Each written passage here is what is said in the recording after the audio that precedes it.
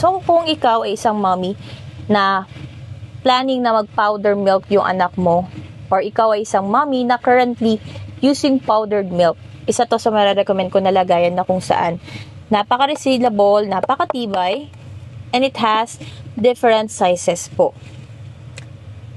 Plus, meron na siyang scooper na kung saan hindi ka na mamamroblema kung sakali man po na may laman to. Ayan, may magnetic na lagayan siya sa taas. Hindi na kayo mamamroblema sa pang-scoop ninyo. And napaka-safe and sealed na sealed ang ilalagay yung mga powdered milk dito. Actually, hindi lang naman powdered milk ang pwede nyong ilagay dito. Any gamit na sa inyong kusina, like kape, mga ganon, asukal. Yeah. So, ito ay pwede nyo magamit sa inyong kusina. So, napaka-useful nito.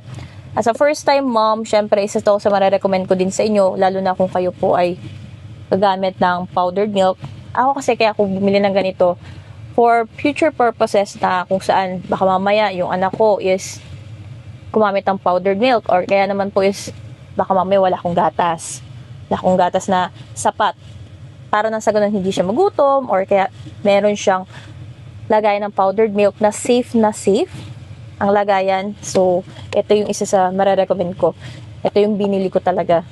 Hanap talaga ako ng quality na lagayan na kung saan paglalagyan ng powdered milk. Kung sakali man po naman na hindi ko magagamit, syempre lagayan ko ng mga kape ko. Uy, kape is life ang mama mo anak. So, kung gusto niyo na ganitong item, you can visit my basket. And this item is 1,800 ml. So, ito yung sample na 1,800 ml.